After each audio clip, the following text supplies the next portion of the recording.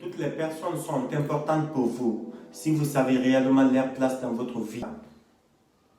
Considérons notre esprit comme un ordinateur puissant. L'ordinateur, vous intégrez une donnée dedans.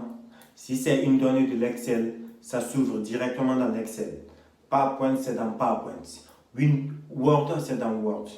Publisher, Photoshop, Filmora, etc. Et directement, le résultat se présente. L'esprit aussi, c'est la même manière.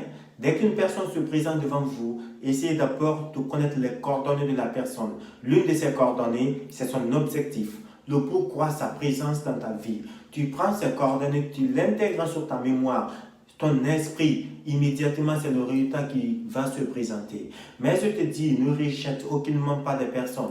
Parce que toutes les personnes qui se présentent dans notre vie nous apportent soit le bonheur ou le malheur. Mais à des proportions élevées, c'est le bonheur. Si tu sais bien les manier, les traiter, les encourager et les accompagner. Imaginez, toi tu fais du bien à tout le monde. Tout ce qui vient, tu les fais du bien. Tu les entretiens. Tu les remontes le moral. Et lorsque tu seras dans une situation difficile, de détresse, de menace de vie, pensez-vous que ces personnes te laisseront dans cette situation? Non, ces personnes-là seront dans ta vie pour t'aider. Ces personnes viendront auprès de toi pour te remonter le moral. Donc la vie, c'est quelque chose de réversibilité. Tu envoies et tu reçois. Donc c'est ça. On dit la bonté fait du bien à celui qui donne et à celui qui reçoit. Lorsque tu fais du bien aux personnes, tu auras le bien. Lorsque tu fais le mal, tu auras le mal. Donc ce que j'encourage, c'est de faire du bien aux autres. Parce que notre personne, nous sommes des êtres humains. Eux, les êtres humains se ressemblent. Eux se rassemblent. Dieu nous a créés tous pour qu'il y ait de l'entraide entre nous, afin que nous puissions évoluer. Donc on doit apporter du bonheur, non du malheur. On doit être une source de bonheur pour les autres. On doit les encourager. Surtout des personnes qui ont des rêves, qui aspirent à porter un sentiment positif dans le monde.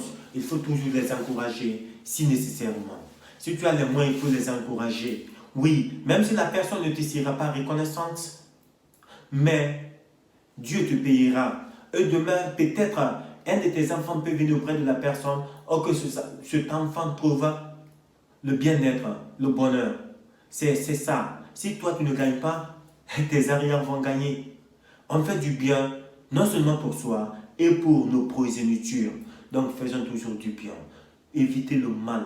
Le mal, ce n'est pas bon. C'est destructif. Accompagnons des personnes qui, j'avais dit tantôt, qui ont surtout des rêves. Tu peux voir un jeune, il n'a pas de moyens, mais il a un projet exponentiel qui peut, n'est-ce pas, arranger le quotidien de plusieurs personnes. Mais toi qui as un peu de moyens, apporte-lui ton soutien.